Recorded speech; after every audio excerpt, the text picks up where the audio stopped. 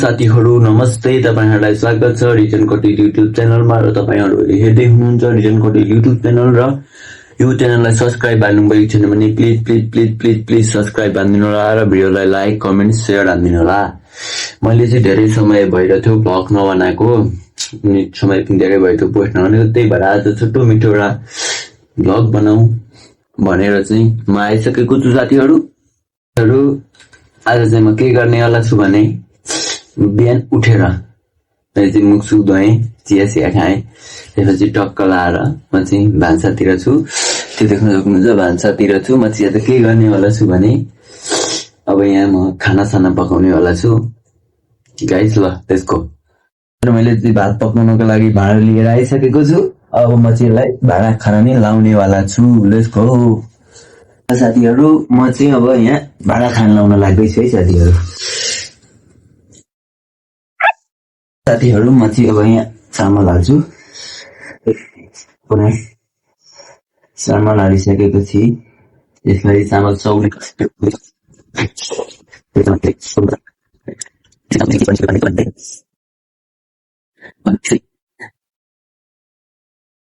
यसलाई चाहिँ हामी लगाएर यसरी अँगेनामाथि राखेर बसाइदिन्छौँ अनि दाउरा साउरा हाल्दैछौँ।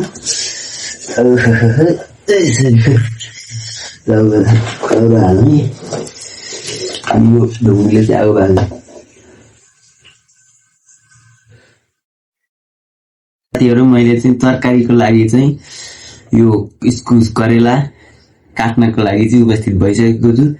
भात पकाएको तरकारी चाहिँ चाहियो नि त, त्यही भएर साथीहरू यो इस्कुस काट्नको लागि म रेडी भइसकेको छु। र साथीहरू हामीले चाहिँ यो करेलो काटिसक्न आँटेका छौँ, त्यो लास्ट तासिसक्न आँटेका छौँ।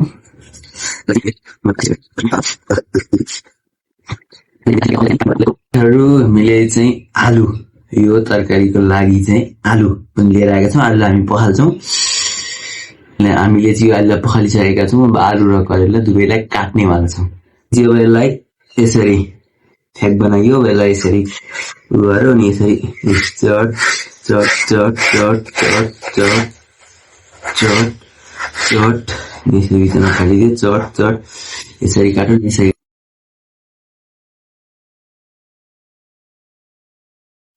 हाम्रो चाहिँ यो भात पाक्दैछ र यसलाई हामी चलाउँदैछौँ। साथीहरू हाम्रो यो भात चाहिँ यसरी पाक्दैछ है। ल देख्न सक्नुहुन्छ पूर्ण रूपमा यो पाक्दैछ। ल साथीहरू हामीले करेलो काटिसकेका छौँ। अब चाहिँ हामी यो आलुलाई काट्नेवालामा छौँ। काट्नेवाला यहाँ काटिरहेका छौँ।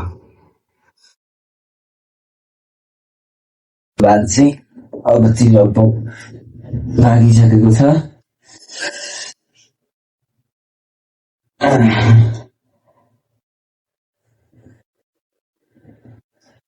अब चाहिँ यसलाई हामी निकाल्नेवाला छौँ, तरकारी पकाउनेवालामा छौँ। Let's go.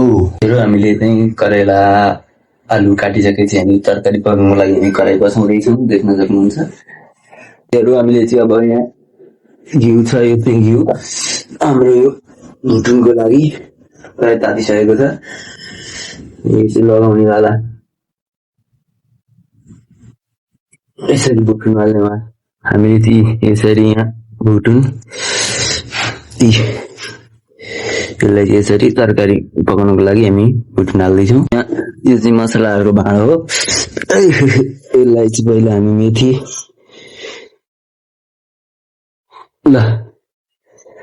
मेथी हालिसकेका छौँ।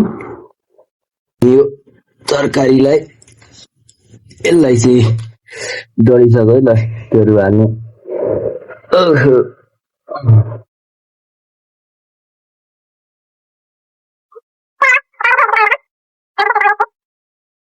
यसलाई हामी यो पानी हालिदिन्छौँ अनि पानी हालेर यसरी चलायो अनि यसलाई चाहिँ यसरी घप्लक्क छोपिदियो। अनि त्योहरू हामीले चाहिँ यो भान्साको भित्रको काम तरकारी बसाएर आएपछि हामी चाहिँ बिहान चिया खाँदा चाहिँ यो हामी भाँडा पखाल्नतिर लाग्छौँ।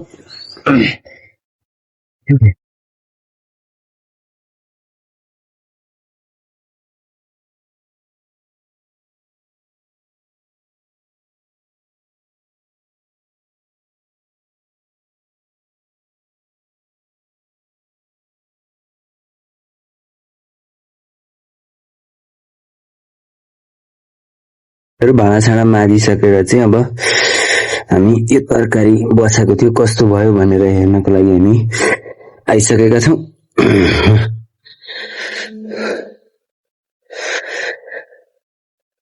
गाइजहरू यो चाहिँ सुकेको लागि चाहिँ अलिक पाक्दै रहेछ, पाकोस्।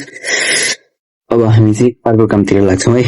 र हामी चाहिँ उता तरकारी पाक्दैछ, हामी त्यसलाई उगाएर हामी चाहिँ अब यहाँ गोरु सार्न आएको छौँ। भित्र तलाबाट बाहिर चाहिँ हामी गोरु सार्छौँ।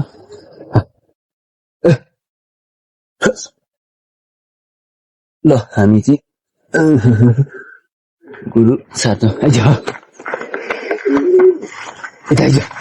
आइज गोरु सार्दैछौँ।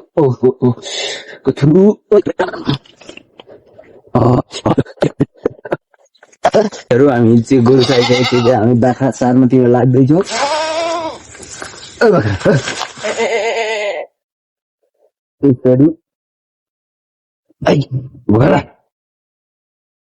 गाईहरू खेताका कारण बाख्रा ल्याइसकेका छौँ। त्यहाँ यो बाख्रालाई तान्नेवाला छौँ। ल बाख्रा सारिसकेपछि हामी चाहिँ अब भैँसी सार्नेतिर लाग्छौँ। त्यहाँ हामी यो भैँसी फेरि हामी घाममा सार्नेछौँ।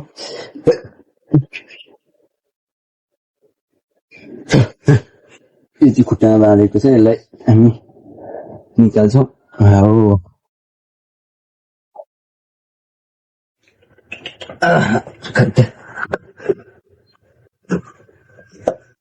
यो भैँसीलाई ल भैँसीलाई हामी गइसकेपछि अब हाम्रो चाहिँ यहाँ गाईको बाछो छ, हाम्रो चाहिँ गउ मात्रा हुनुहुन्छ। यसलाई पनि हामी घाममा सार्छौँ।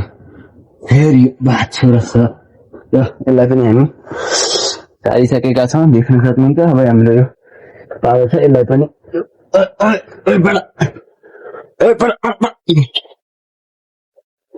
हामीले चाहिँ यो पालालाई पनि बाँधिसकेका छौँ। अब यसलाई चाहिँ हो साथीहरू हामीले चाहिँ खेतागारामा ल्याइसकेका छौँ। भयो भैँसीलाई अब त्यो भैँसीलाई बाँध्नेछौँ यो किलामा। गाईको बाछोलाई पनि यहाँ आइज यहाँनिर बाँच्छौँ। साथीहरू यो अघि तरकारी बसाएर उता बच्चोको काम गर्न गएको थियौँ। तरकारी चाहिँ डढिसकेको जस्तो छ, खै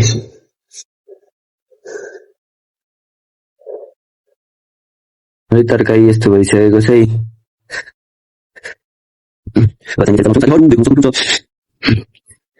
साथीहरू हामीले अघि यो बनाएको यो चौलानी हालिदिन्छौँ।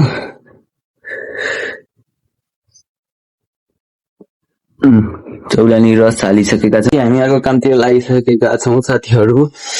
त्यसपछि हाम्रो अर्को काम रहेको छ।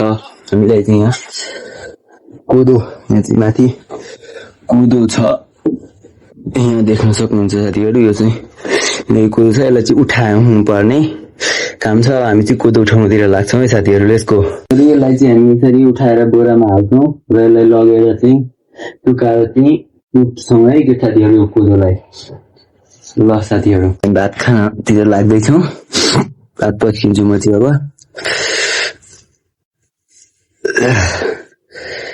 यसरी भात पस्किन्छु। अब चाहिँ हामी भात खान लागिसकेका छौँ। हामी चाहिँ यसलाई भात पाकी थोक गरी अब चाहिँ हामी भात खान्छौँ।